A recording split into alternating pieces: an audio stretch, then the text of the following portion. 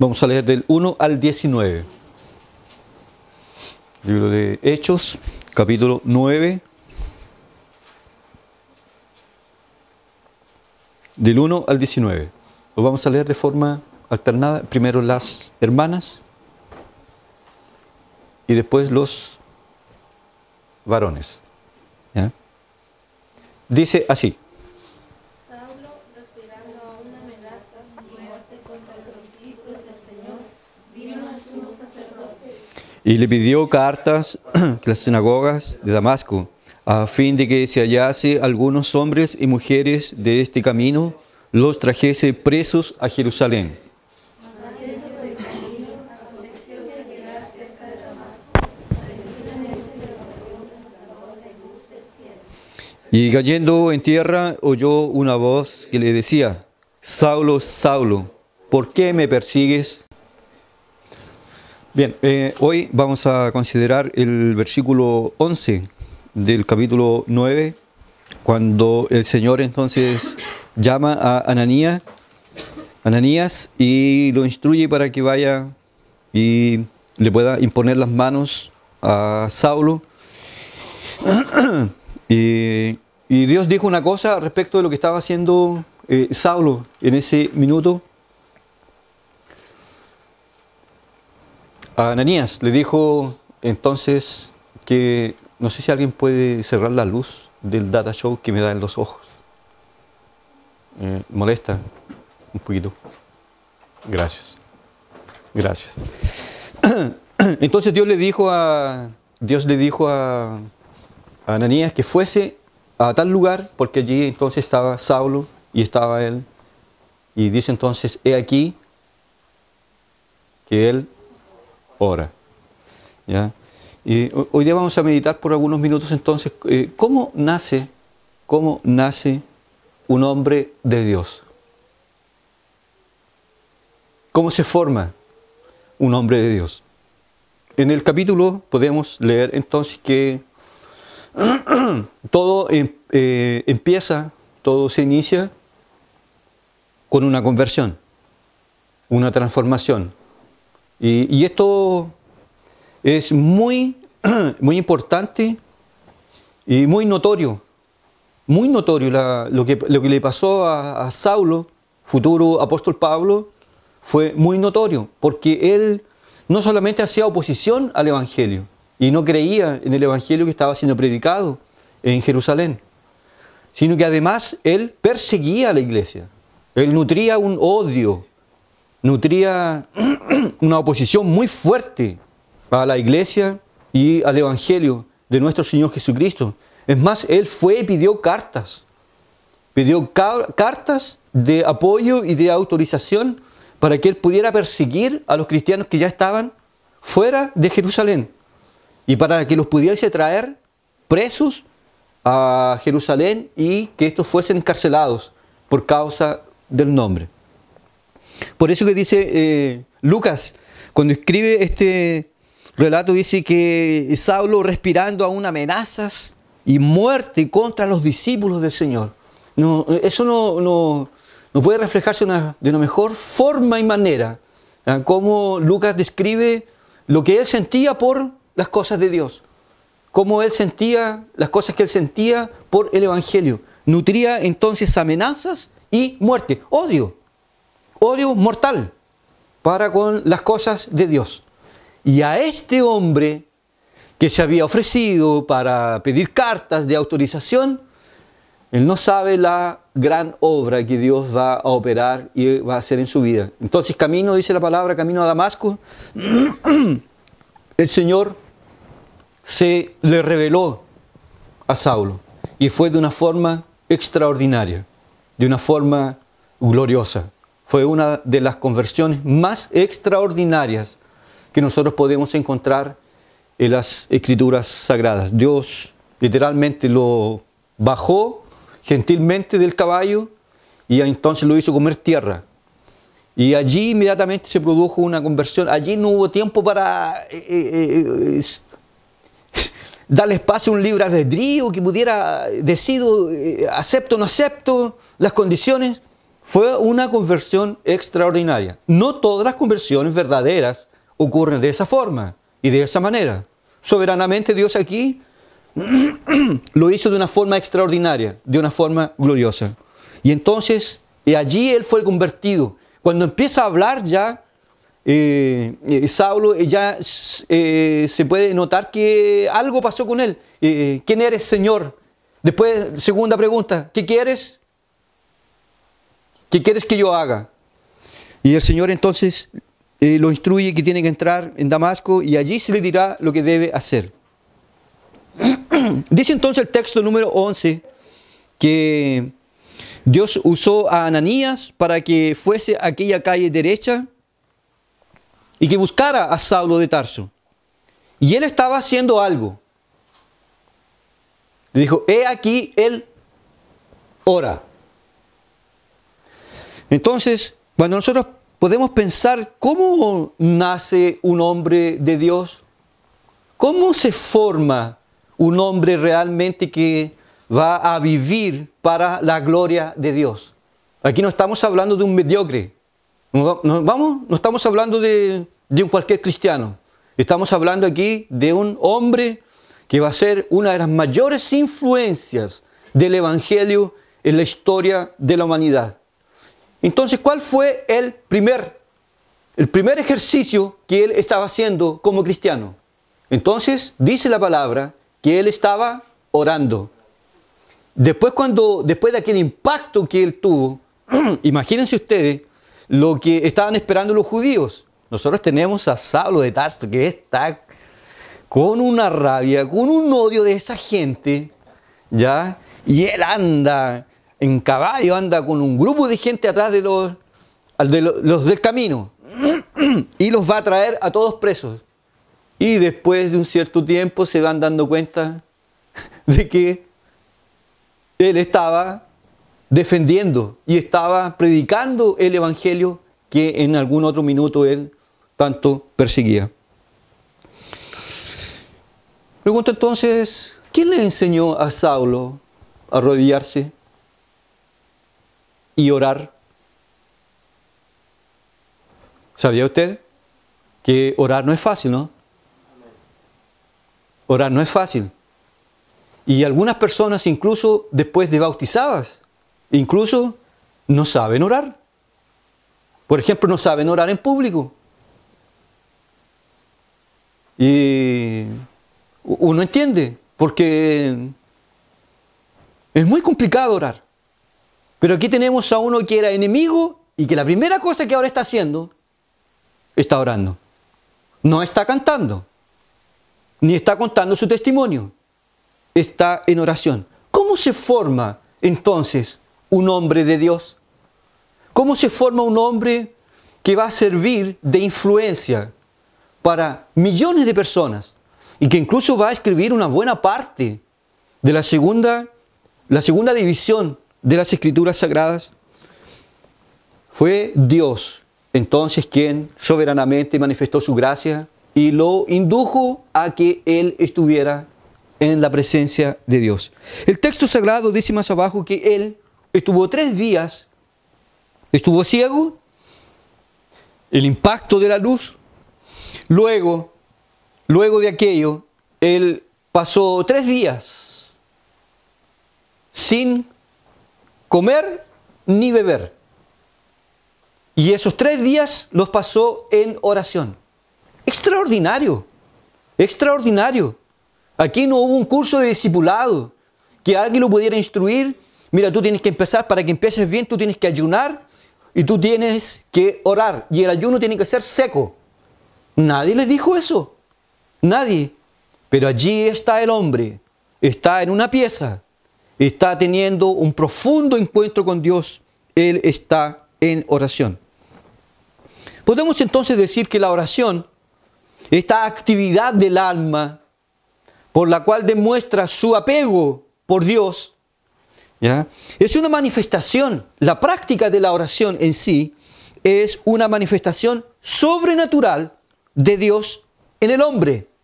Porque jamás un hombre no convertido inconverso, usted lo va a encontrar en algún momento de su vida arrodillado, buscando y clamando a Dios. Jamás. Usted jamás va a encontrar a un hombre. Puede ser que en algún minuto, como los marineros que estaban allí en aquel barco, juntamente con Jonás, por causa del miedo, ¿ya? Probablemente en el día del terremoto, el 27 de febrero, hubieron clamor, pero fue puro miedo, fue puro espanto, miedo de la muerte. Pero tener hambre y sed por Dios, por conocerle, por amarle, por contemplar, por recibir también de su gracia y de su verdad, esta es una obra sobrenatural de Dios en nosotros.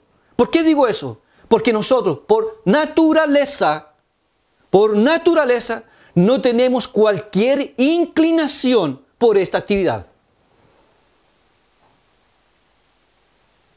Es más, es probable que usted pueda visitar un culto, es probable que usted pueda estudiar teología, pueda leer algún libro sobre Dios, orar.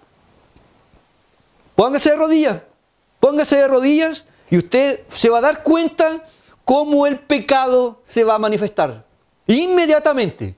Por eso que el doctor Lloyd Jones dice así: nosotros no vamos a ver, o no deberíamos ver, el poder real del pecado manifestado visiblemente en un alcohólico que está durmiendo allí a pleno sol o en la lluvia, en una calle, en una acera. Usted no va a ver el pecado y el poder del pecado allí o en una mujer que está en una esquina de noche vendiendo su cuerpo. Usted va a ver el real efecto y el poder del pecado en el ser humano cuando un santo, una persona convertida, está de rodillas. ¿Por qué?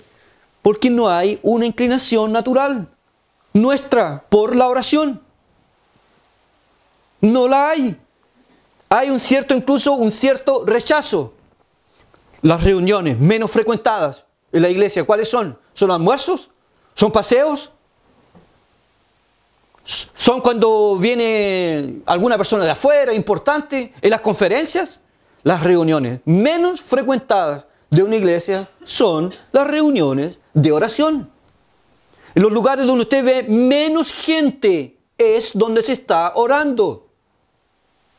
¿Y por qué eso? Porque la inclinación nuestra natural no tiende para ese lado, tiende para el otro. Nosotros preferimos aguantar entretenimiento, diversión, cualquier otra cosa, menos oración. Y mucho menos oración en particular, como es lo que nosotros estamos viendo aquí. La oración es una manifestación sobrenatural de la intervención de Dios. Cuando Dios ha intervenido en un corazón, cuando Dios ha cambiado a una persona, usted va a ver que esa persona estará orando ante Dios. La oración es una exclusiva obra del Espíritu Santo en una persona convertida. Porque ¿cuál es el motor que impulsa? ¿Cuál es la fuerza que motiva? ¿Cuál es la fuerza, la influencia que nos inquieta a estar en oración? Si no es el Espíritu de Dios, que es extraordinariamente fuerte, porque nosotros ya tenemos un corazón de piedra, tenemos un corazón frío. Nosotros podemos gastar tiempo con películas, con gente, conversando sobre cosas superficiales de la vida, y podemos pasar tiempo con eso, divirtiéndonos en algún lugar, se nos pasa el día. No nos pasa la misma cosa cuando estamos orando. Pero en ese estado está nuestro corazón. Incluso estamos hablando de gente convertida. Pero hay un poder, hay una obra sobrenatural, invisible, que está trabajando en nosotros, que es el Espíritu Santo de Dios. Y que de una forma u otra nos lleva, nos motiva, nos inclina a estar ante la presencia de Dios. Y esto ocurre en aquellos que han sido realmente convertidos. También lo que podemos ver aquí, la oración siempre es una prioridad en aquel que ha nacido de nuevo. El que ha nacido de nuevo no evita la oración, la busca, se disciplina, la tiene por prioridad. En el caso del mundo y de gente religiosa, la oración siempre va a ser lo último. Lo último. Cuando el pellizcón viene y aprieta, y aprieta, y aprieta, y aprieta, y aprieta. Y el médico viene y dice, ¿sabe qué? No puedo hacer nada más. Ahora, si usted cree en algo, agárrese a ello. Y ahí la gente entonces tiene la oración como lo último, como el último recurso. Ahora no me queda otra que orar. Pero el cristiano, el que ha sido regenerado, es una persona que tiene la oración como prioridad. Me guste o no me guste, le gusta mi carne o no, yo voy a orar a Dios. Voy a clamar, voy a suplicar, voy a pedir. Y los 30 primeros minutos es una guerra, es una lucha. Pero después cuando usted logra penetrar las nubes, las densas nubes, y empieza a percibir que está en la presencia de Dios, que Dios le está escuchando su oración, que usted está allí ante esta gloriosa manifestación sobrenatural de Dios, se dará cuenta después de algún tiempo que usted no tiene cómo parar. Y algunas veces, realmente perdió la noción del tiempo. La oración es una prioridad y exige disciplina. Porque si usted no se disciplina, no lo tiene como por prioridad, no lo va a hacer. Y no nos ha pasado 4 días sin orar y un vacío enorme en el corazón. Y ahí empieza el estrés, el mal genio, la vulnerabilidad contra los poderes de la carne. Nos tornamos vulnerables, nuestros ojos, nuestros pensamientos, nuestros deseos. La corrupción empieza a apoderarse de nuestro ser. Y si ya no oramos, no nos será complicado ni doloroso faltar un culto. Aquí ya ha sido dicho algunas veces que una de las mayores manifestaciones de la decadencia espiritual en un cristiano es cuando él falta a los cultos. Si un cristiano falta a los cultos, es más, falta los días de domingo a las cosas de Dios, téngalo por seguro, no está orando, no está clamando, no está suplicando, porque es una cosa que está enredada con la otra, una cosa está enganchada con la otra, una cosa nos lleva a la otra. La oración es una prioridad. Aquí tenemos al apóstol Pablo en sus primeros momentos, en sus primeras horas de su conversión, él está allí, en la presencia de Dios, está derramando su alma, está pidiendo perdón por toda su multitud de pecados. Y por otro lado, recibiendo la convicción que fue perdonado, que fue lavado, que fue justificado, que fue regenerado. Y al mismo tiempo siendo preparado para recibir el Evangelio que le fue dado por divina revelación. El hombre está orando. Así se forma un hombre de oración. Así se forma un hombre de Dios.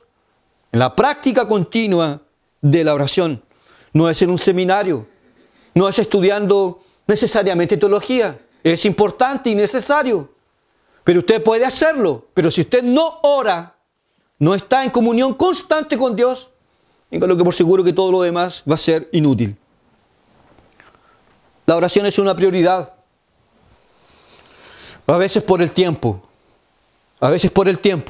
Usted no podrá pasar media hora, 1 hora. No podrá hacerlo. Pero si usted ora, si usted se levanta a las 5 y usted se dedica 5 minutos, 10 minutos a la oración, vale la actitud, vale la inclinación que usted está teniendo para con esta gloriosa actividad, pero debe ser una prioridad. Señor, estoy cansado, Señor, tengo sueño. Además, porque no es disculpa, es que no tengo tiempo, es que estoy cansado, es porque tengo hijos, es porque tengo que hacer 1000 cosas. Todo eso es disculpa. ¿O usted me está queriendo decir que usted es más ocupado que Jesús? ¿O que a usted le faltan horas en su día? Jesús vino a salvar el mundo y tenía 24 horas. Y él oraba tempranamente. ¿Y qué hablar de Susana Wesley? Susana Wesley tuvo 19 hijos. Buena para el parto. 19. Tuvo 19 hijos. Pero de los 19 murieron 9. Quedaron 10. 9 murieron, además que en aquellos años, estoy hablando del año 1700, 1600, 1700, había muchas plagas, mataban, morían muchas personas, de enfermedades, fiebres, no habían vacunas. La tasa de natalidad, de mortalidad infantil era muy alta, muy alta. Perdió 9 hijos, quedó con 10. Pero con 10 hijos. 10 hijos. Y ella decía, antes de nada, dedico tiempo y más tiempo a la oración. Primero, para que Dios me dé paciencia, para no volverme loca. Con 10, a veces uno tiene 1, 2 o 3 hijos y ya está, ¡socorro! Me van a volver loco o loca, que generalmente es la mamá la que tiene esa tarea noble. Y ella se derramaba ante Dios en oración. Y después que ella oraba completamente ante Dios y empapaba su alma en la presencia de Dios, después ella cuidaba de sus hijos y los instruía. Bueno, ¿y qué influencia tuvo ella sobre John y Charles Wesley? Ya, fueron arminianos y todo, ¿ya? Pero fueron, seamos sinceros, los mejores arminianos que el mundo ya vio. Buenos cristianos. Fundaron el Club de la Santidad. Pero toda esa influencia vino por causa de una madre que estaba ante Dios y oraba. Y que no les inculcó a los niños, usted tiene que estudiar para ganar dinero y más dinero y más dinero, para que yo cuando sea viejita tenga un buen pasar. Busquen a Dios, busquen a Dios, busquen a Dios. Y los instruía disciplinadamente. Usted podrá encontrar, hay un texto muy importante que habla sobre los 10 consejos de Susana Wesley para sus hijos. Incluso cómo corregirlos, ya nada de amenaza, te voy a pegar, te voy a pegar, te voy a pegar, te voy a pegar.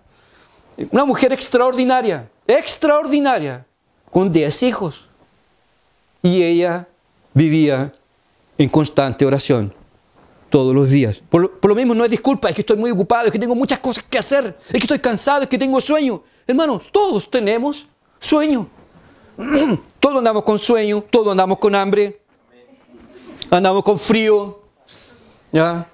Corremos del agua, como si nos fuésemos a morir si nos afecta una lluvia. El problema es que la generación de hoy es una generación acomodada, muy acomodada. Sin embargo, la iglesia a veces creció y prosperó mucho más cuando no habían templos. No habían templos, había persecución y amenazas de muerte. Y la gente se dedicaba de la misma forma a orar y a buscar las cosas de Dios. Uno de los cultos, pueden haber otras cosas y algunas críticas a esto, pero uno de los lugares donde uno ve que hay un mayor fervor en un culto, en la cárcel. En la cárcel nadie se va a quedar dormido. Es difícil que alguien se quede dormido en la cárcel. No es por el miedo. No es por el miedo, es por el fervor que ellos tienen. Ellos oran, cantan. A veces usted pasa a cierta distancia acá de la cárcel de Coronel y usted los escucha. Están con el bombo ahí y todo. Pero están. Aquí estamos. ¿Qué pasa si nosotros no oramos? Hernández Díaz pregunta, ¿es posible ser cristiano y no orar? Si yo no oro, estoy hablando en mi vida devocional, en mi vida particular, en mi vida privada. Si yo no cierro la puerta de mi dormitorio y no me tranco allí y derramo mi alma ante Dios. Podemos decir entonces por lo menos una cosa. Usted es religioso. Usted se relaciona con la religión. Pero no es cristiano. Porque no es posible. No es posible ser cristiano y no orar. Usted puede simpatizar con el Evangelio, con las cosas de Dios. Me gusta la iglesia, me gustan los himnos, me gustan las alabanzas, tanto joven bonito, tanta juventud, me gusta esto otro. ¿Y usted ora en particular? ¿Usted derrama su alma ante Dios permanentemente? ¿Lo hace? Un cristiano verdadero lo hace. Y lo hace porque es una necesidad. El propio Espíritu de Dios que habita en él lo induce, lo lleva. Y no hay paz mientras esto no se haga. En Estados Unidos, tiempo atrás, revelaron una pesquisa, una investigación de campo. En líneas generales, los pastores americanos oran aproximadamente 15 minutos. 15 minutos. ¿Por qué nos sorprenderíamos entonces si la mayoría de los pastores, casi el 85%, tiene problemas con pornografía?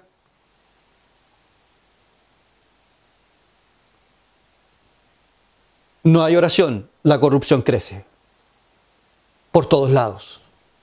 Y estamos en un mundo donde somos bombardeados de todos lados, por todas partes, por el lado del gobierno, por el lado de la educación.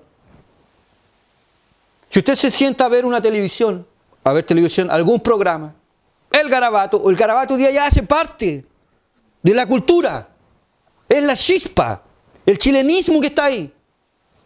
Eso es pornografía, corrupción. Somos atacados de todas partes. Si usted va a ver una página, tiene que tener mucho cuidado, porque van a aparecer imágenes indecentes. Somos bombardeados, pero si nosotros no estamos realmente en la presencia de Dios, vamos a tener problemas y problemas serios. Serios. Si no oramos, no somos cristianos, somos apenas religiosos. Por eso dice la palabra, todo hombre y toda mujer salvo orará a Dios, clamará a Dios, y Dios tiene placer en oírnos. ¿Eso no nos motiva a orar? Eso no nos motiva. A veces alguien dice, necesito hablar con el pastor. Bueno, ya hablé con el pastor, ya me orientó. ¿Ya? Pero ¿qué mayor motivación de saber que Dios, el soberano, el eterno, el todopoderoso, me escucha? Que Él escuchó mi oración. Como dijo Jonás, estando yo en las profundidades del mar, del océano, pasaron todas sus olas y sus ondas sobre mí. Pero mi oración llegó a la presencia de Dios. Tenemos tiempo para todo. Tenemos tiempo para todo, menos para la oración. Y es por eso que somos una generación mediocre, fría, sin compromiso. No tenemos compromiso con las cosas de Dios. Somos superficiales. Y eso es porque hemos huido de la presencia de Dios, como Jonás huyó del lugar del cual Dios le dijo que debería ir y predicar. Dice la palabra, y él descendió y fue a Tarsis, entró en un barco para huir de la presencia de Dios. El doctor Lloyd Jones dice así, necesitamos, amados hermanos, necesitamos participar menos de congresos y conferencias. Eso mismo, necesitamos participar menos en congresos y conferencias, bajarnos más del avión. Necesitamos minimizar eso y orar más, rogando que Dios tenga misericordia de nosotros y que disperse, se levante y que disperse a todos nuestros enemigos. Porque la situación hoy es un caos total. A veces porque hay algunos que viven de congreso en congreso, de conferencia en conferencia, de programa en programa, Oye, allí en tal iglesia va a haber una actividad. Oye, va a venir tal persona, va a cantar. Oye, va a venir otro allí. Y se lo pasan en eso. Sin embargo, la vida particular de oración, paupérrima. ¿Cómo nace un hombre de Dios? ¿Cómo pretendemos nosotros dejar una marca en nuestra familia, en nuestra iglesia, en nuestra sociedad? Solamente si Dios, al referirse a nosotros, dice, Él está orando. Si por lo menos pudiésemos gastar la cantidad de tiempo que gastamos con celular, una plaga, una tragedia, un caos, celular, computador, redes sociales, se transformó en una fiebre, principalmente de jóvenes, que gastan tiempo y recursos en esas cosas. Pregunta usted si oran. Y después vamos a ver en las decisiones que van tomando. Y es por eso que no es raro. No es raro que usted encuentre un joven que esté en la tercera y cuarta carrera. No es que me equivoqué, no es que no me gustó, no es que esto, no es que esto otro. Bueno, ¿y usted no pregunta a Dios antes de estudiar? ¿No recibe la orientación de parte de Dios? O ahora me quiero relacionar con una joven, con una niña. Quiero empezar a tener un compromiso con alguien. Y es con una, con otra, y con otra, y con otra, y con otra. Como si la vida de esta persona fuese un gallinero. 1000 gallinas para uno. Aquí las cosas de Dios no es así. Aquí no hay potros. No hay. No deberían haber. ¿Por qué? Porque es una persona que está buscando en la presencia de Dios la dirección en cosas tan importantes y fundamentales en la vida cristiana, a los pies de Dios. Entonces a los pies de Dios recibí dinero. ¿Qué voy a gastar? El dinero no es mío, el dinero es de Dios. Tengo salud, gracias a Dios, tengo salud. Gracias a Dios no me ando cayendo solo. No ando afirmado por las paredes o con un burrito. Puedo caminar, puedo andar, puedo respirar, puedo ver, puedo oír. ¿Qué va a hacer con eso? Señor, guíame. Señor, enséñame. Aquí tenemos un hombre que tiene salud, que tiene vida, probablemente algunos recursos. Está orando insistentemente en la presencia de Dios. Ningún hombre es y hace más, dijo Ravenhill. Ningún hombre es mejor y hace más que en su vida de oración. Y esta es, amados hermanos, la gran tragedia de la iglesia. Y miren, escriba esto. Si lo puede escribir en una tabla de piedra, hágalo. Cuando usted pase de esta vida para la otra, en ese jueves por la mañana, cuando Dios le llame a su presencia, cuando usted pase al otro lado y mire hacia atrás, ¿sabe lo que usted va a decir? Lo primero que va a decir, tan poco que oré. Me arrepiento profundamente de haber orado tan poco. Y al final de cuentas, hermanos, orar 2 horas, 3 horas, es rápido. Es rápido. Y el beneficio que trae, forma el carácter de Cristo en nosotros. Pero algunos ya están casi con cara de celular. Ya le están apareciendo hasta los números en la cara. De tanto estar ahí. Llega a dar vergüenza a veces. Llega a dar vergüenza ajena, hermanos. Está en una reunión, en una once, en un almuerzo. Ahí está. Oye, ¿y qué te parece? ¿Qué? Repita. Dan ganas de agarrarlo así, como dice los amos imprecatorios, y lanzarlos contra las rocas. ¡Despierten! ¡Despierta! ¿Cómo va a estar tan agarrado con esas cosas? Tiempo para todo, menos para esta práctica gloriosa. J.C. Riley lo dijo, la oración es el aliento del verdadero cristianismo.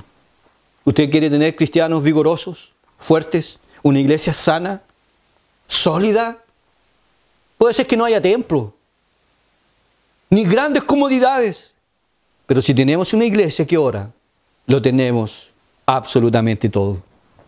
Absolutamente todos. Segundo lugar, los beneficios de la oración. Está convertido, fue tocado por el Espíritu de Dios, está allí humillado, arrodillado ante Dios, orando. ¿Cuáles son los beneficios que me trae la oración? ¿Puedo conocer más a Dios por un libro? ¿O de rodillas?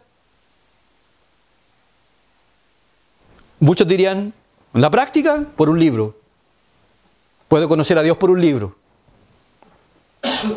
Es probable que usted aumente apenas el conocimiento, su capacidad de información.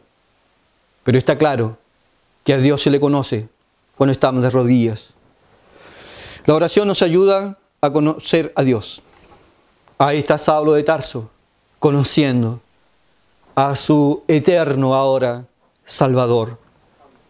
A quien antes había perseguido con odio mortal, ahora lo está conociendo. Está recibiendo en sus propias venas el Evangelio de la gloria y de la gracia de Dios. La oración me ayuda a conocer a Dios. ¿Usted sabe lo que es la preocupación? ¿Sabe? ¿O le explico lo que es la ansiedad? ¿Sabe lo que es eso? Esas son síntomas de que no estamos descansando en Dios. Está lloviendo a chuzo, como decimos. Amén, que llueva. Se va a inundar, ¿qué importa a mí? Descanso en Él, confío en Él. Va a llegar, tal persona no va a llegar. Descanso en Él. Imagínense, hermanos, que la felicidad mía, de todo pastor, que tiene que tener paciencia, y los que piensan en el ministerio deben pedir mucha paciencia. Imagina que usted está aquí, hoy no llegó el hermano, y este otro tampoco vino. ¿Qué culto usted va a poder prestar a Dios? Descanso en Él, confío en Él. ¿Vino? Amén. ¿No vino? Amén también. Él dará cuentas a Dios. La oración nos ayuda a conocer a Dios. La oración revela nuestra total dependencia de Dios. Cuando nosotros oramos, estamos diciendo que dependemos completamente de Él. Que solos no podemos. Que no tenemos ninguna capacidad, ninguna virtud con la cual podamos hacer frente a ciertas realidades que tenemos que vivir. Dependemos totalmente de Él. Así como cuando yo no oro, estoy diciendo, yo puedo. Yo puedo. Yo puedo. No hay problema, yo puedo. Pero cuando tú oras a Dios, tú estás diciendo que tú dependes de Dios completamente. La oración me ayuda a comprender el Evangelio de nuestro amado Salvador. No permita usted que el Evangelio, que la palabra de Dios se transforme en una rutina espesa, en una rutina cansativa, en una rutina aburrida. Que la Biblia para usted no tenga ninguna atracción. ¿Para qué? Leí por leer. La oración nos ayuda a comprender el Evangelio de nuestro Señor Jesucristo. Cómo ciertas verdades, nunca las pude ver antes y ahora, cómo saltan, cómo brillan, cómo son magníficas y gloriosas ante mis ojos. ¿Cómo me puedo gloriar yo en este tan amante y glorioso Salvador? ¿Y qué decir cuando contemplamos la cruz de Cristo por la fe? Cómo nuestro corazón salta de gozo. Primero de gozo, de alegría y de paz. Y por otro lado de quebrantamiento. Del precio y el gran precio que pagó nuestro Salvador por nosotros. La oración nos ayuda a comprender el Evangelio de nuestro Señor Jesucristo. Entender que hemos sido justificados por la fe. Y que aunque yo tropiece y a veces cometa errores, que a pesar de ello, y que a veces incluso por lo mismo, ni siquiera a veces sienta la presencia de Dios, pero se me encendió la ampolleta de que yo fui justificado, no por sentimiento, no por obras, sino por la fe en nuestro Señor Jesucristo. La oración nos ayuda a comprender el Evangelio de nuestro Señor. Aquí todo lo que estoy diciendo es lo que está pasando con Saulo, allí en aquella pieza. Él está en oración conociendo a Dios. Él está manteniendo una dependencia total de Dios allí. Él está comprendiendo el Evangelio allí, de rodillas. Por ella, por medio de la oración, hermanos, Dios a nosotros nos llena con su Espíritu. ¿Dónde somos llenados? ¿A dónde? ¿En un mall? ¿A dónde? ¿Con gente? ¿Con personas? ¿Con un hombre? ¿Con una mujer? ¿Dónde somos llenados? Por el Espíritu de Dios, si no es cuando estamos arrodillados. Y qué impacto, qué cambio se produce cuando el Espíritu de Dios nos toca. Podemos tener adversidades, problemas, fuertes tentaciones, necesidades mil, a veces sin saber lo que se va a comer ese día, fuertes dolores en el cuerpo, fuertes aflicciones y problemas por resolver. Pero si el Espíritu de Dios a nosotros nos llena, nos toca, nos quebranta, nos muestra a Cristo, seremos realmente llenos. Por eso que el apóstol Pablo, el propio apóstol Pablo lo dijo. Sed llenos del Espíritu de Dios.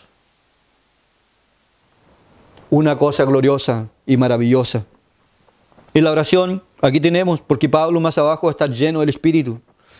Al apóstol Pablo se le abrieron los ojos. La oración abre los ojos. Esta mujer no es para mí. Me está preguntando dónde vamos a vivir, cuánto gano, qué quiere viajar, qué quiere ropa, qué quiere auto, qué quiere casa, qué quiere playa, qué quiere joyas, qué quiere patrimonio para ella y para la suegra, o para la mamá de ella. Pero es pura plata. Imagínese cuando esté casado. Cuando ya se pierde la barrera de la timidez, de tener un poquito de vergüenza. Imagínese en el pololeo y así la cosa, cómo va a ser más adelante. La oración nos abre los ojos. Este hombre es falso. Este no es un hombre de Dios. Este hombre quiere mi cuerpo. Pero este hombre no me va a servir para conocer a Dios. Fuera con él. Aunque si llore ahí 2, 3 semanas, un mes, 2, 3 años, poco me importa. La oración abre los ojos. Esta amistad que yo tengo me envenena, me hace mal. Ir a determinados lugares, no vuelvo bien. Volví envenenado. Ni siquiera tengo ganas de oír la palabra.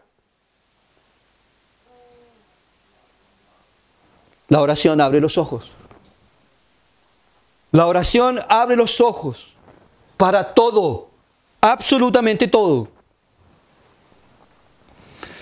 La oración nos prepara para obedecer a Cristo, nos predispone para obedecer a Cristo. Cristo pasa a ser nuestra prioridad, nuestro gozo. Queremos obedecerle absolutamente en todo, porque a medida que nosotros le obedecemos, más fuerza para poder obedecer más. Y le obedezco más, y más, y más. De repente se levanta como a las 4 de la mañana y se arrodilla. Y puede ser que ore 5 minutos. Va a tener gozo, va a tener paz, más fuerza para volver a buscarlo. Así como cuando vi una película que no fue agradable a los ojos de Dios Y si Jesús hubiese estado sentado conmigo, en ese momento me habría dado una pura mirada. ¿Eso ves tú? ¿Estos programas te gustan? ¿Eso te gusta? Se habría levantado. Habría terminado con eso.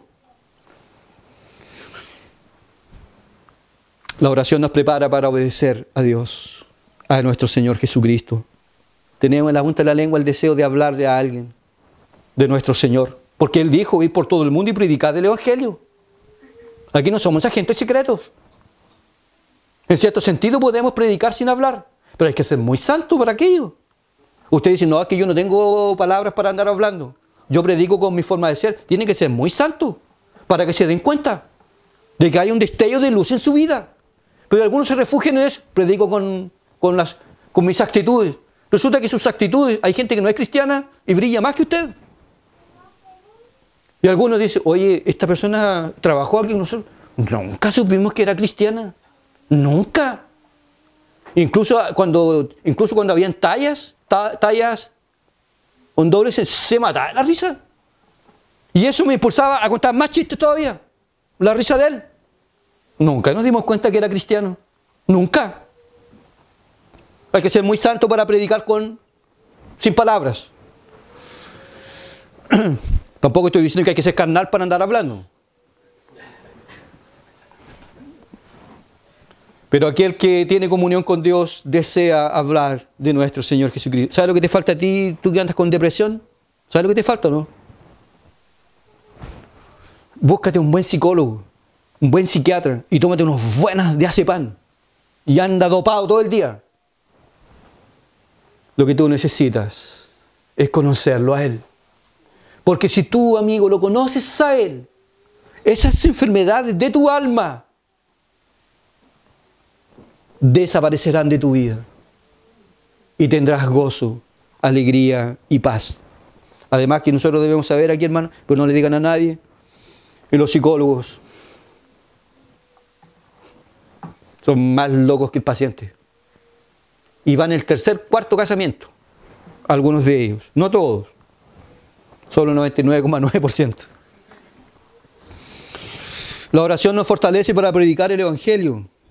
Tienes que predicar a Cristo. Necesitas poder. No es palabras, ni aprender frases de efecto. Tú necesitas una unción. Necesitas un poder.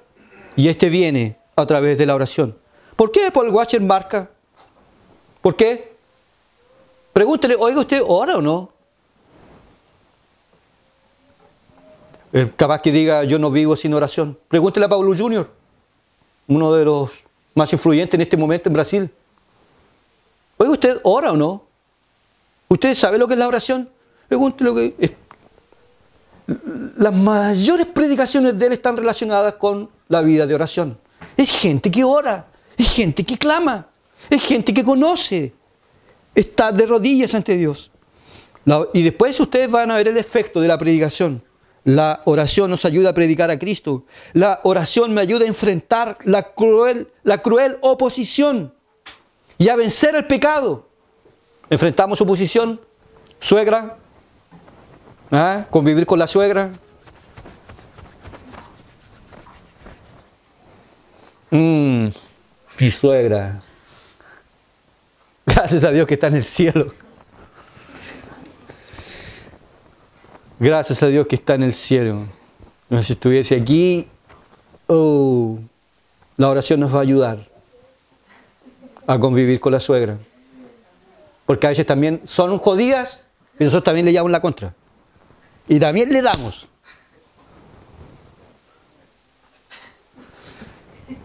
La oración nos va a ayudar a enfrentar la oposición con un hijo rebelde, no quiere entender, o con un vecino, que a veces me dan ganas de salir, solo a la puerta y pegarle una pura mirada. Baja el sonido, por favor, baja el volumen. Pero ahí, tranquilo, aguanta un poquito más y ya va a salir a fumar su pitito y se va a ir de ahí y no va a meter más boche. La oración nos ayuda a enfrentar la oposición en casa, fuera de casa. porque la oración nos quebranta y nos quiebra la fuerza para poder discutir. ¿O usted ha visto un hombre que es de oración y que ande discutiendo con la mujer? ¿Usted ha visto eso, no? El hombre de oración salió, estuvo 3 horas encerrado. Y sale así con cara de ángel. Y salió molido. Toma a sus hijos, los abraza. Después le dan ganas de abrazar a su mujer. No como otros idiotas, que parece que fueron bautizados en jugo de limón. Ácidos, amargos, critican todo. La oración nos ayuda a vencer la oposición. Bueno, y el ayuno y la oración, hermanos, son una bendición. Un poder extraordinario. Es un guatero seguro en los efectos de la carne. Él está en ayuno, está en oración por 3 días y nadie se muere. Y nadie se muere con 3 días de ayuno. Me hubiese encantado, pero todavía sueño que algún día tenga ese gran privilegio de aguantar ese tiempo en la presencia de Dios. Aplicaciones prácticas. Me pregunto entonces, hermano, me pregunto a mí mismo, ¿la oración es una prioridad? ¿Se puede decir de usted, he aquí, él ora, ella es una mujer de oración, él es un hombre de oración, él es un joven que ora? Hay una canción en portugués que dice así: mayor oración, mayor poder. Poca oración, poco poder. Ninguna oración, ningún poder. Y a veces en días sin oración puede esperarlo, puede aparecer lo peor de nosotros. Lo peor de lo peor puede aparecer en nosotros. 2. Entonces, lo primero, la práctica de la oración es una prioridad para nosotros en nuestra vida cristiana. Segundo, ¿se puede decir entonces que si usted es una persona de oración? ¿Qué tragedia es vivir sin orar? Todos los que dejaron marcas en esta vida fueron personas y mujeres que oraron. Y las personas que van dejando marca en sus familias, en la iglesia, en este mundo, son personas que oran. Que Dios nos ayude, nos fortalezca, para que nosotros podamos tener esto por prioridad. Y si no nos gusta, si le hacemos el quite, probablemente somos religiosos, no somos cristianos. Que Dios nos bendiga. Oremos. Señor, en el